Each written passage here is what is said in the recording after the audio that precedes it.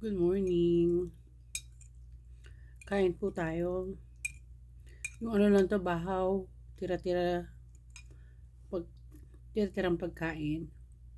Sayang naman itapon kaya kain natin agahan. Meron ako palang nabasa na meron ako nabasang article o post, hindi article. Pero ano yun, yung post na yun, galing yun sa isang article. Tapos inedit lang nung page. Galing niya tayo sa show ni Vice Ganda. Yung Christine ba yun at saka yung Nico, yun siya. Ano tawag dito, yung lalaki, eh, nag-cheat doon sa babae. Ang ganda-ganda ni Christine. Ang ganda niya talaga. Kahit si Vice nga, yun nga yung sabi eh.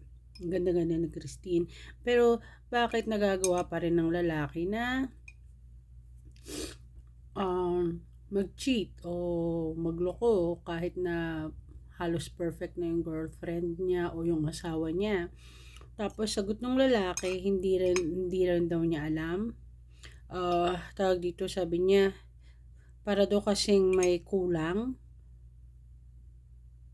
Kahit ayaw niyang gawin, parang nabuyo siya kasi nga parang naghahanap siya na may kulang dun sa siguro sa relasyon o may kulang doon sa babae o kung ano man ang kulang. Pero hindi ka dapat mag-cheat, 'di ba?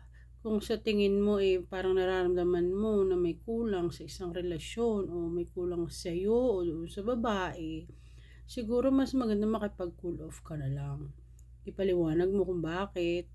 At least hindi ka nanloko, hindi ka nakasakit.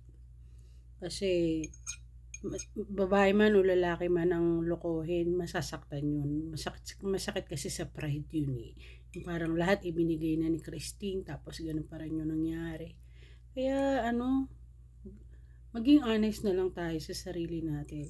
Huwag tayo manloko, makipaghiwalay na lang. Kasi mas mainam na yung makipaghiwalay na o nasaktan dahil nakipaghiwalay kaysa doon sa nasaktan dahil niloko o nagloko yung isang tao. Alam niyo yun? Ang dami mga cheating scandals. Sana naman hindi ko danasin yan, no? O kahit sino sa atin. Kasi sa totoo lang, naranasan ko na yan eh. Yung sobra mong tiwala sa tao. Tapos, nalalaman mo, nagloloko pala siya sa likod mo. Yung binabackstab ka na pala niya. Yung tiwalang-tiwala ka na ikaw lang, tapos meron pala siyang ibang kinahuhumalingan. Naranasan ko yan, kaya thankful ako kasi natuklasan ko ng maaga. Alam niyo yun, nahuli ko kaagad ng maaga, so nakapag-desisyon kaagad ako. Kasi,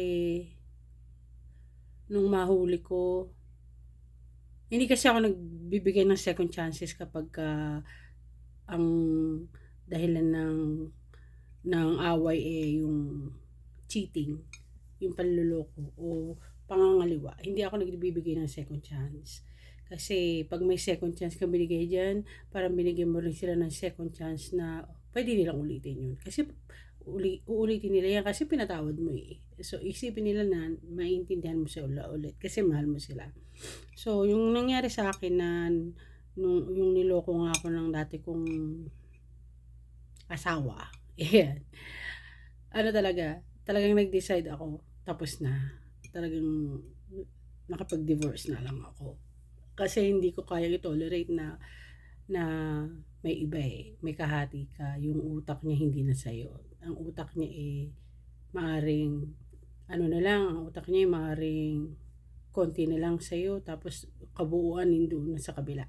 So, hindi na. Mabuti nga at wala kaming anak eh. So, walang apektado. Ngayon, okay naman na ako. Yung asawa ko ngayon pinagtutulakan ko nga eh. Hindi, niloloko ko lang. Pinagtutulakan ko lang na kung magloloko ka, bye. Kasi hindi ako naghahabol, hindi ako nagtotolerate, bye. Sarado ka agad ang pinto. Tapon ng susi. Ganun. Sabi ko sa kanya. Pero so far naman, wala naman siyang planong gawin yan, kasi galing na rin siya sa ganyang relasyon eh. So alam niya kung ano ang outcome.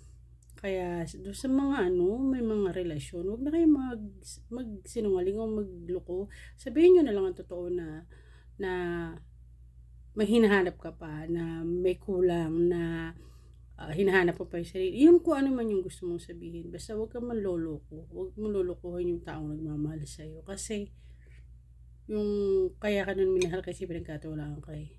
Tapos lolokohin mo lang. Parang sinampal mo siya noon. Alam mo yun? Sakit sa pride. Ganun lang. Magandang umaga.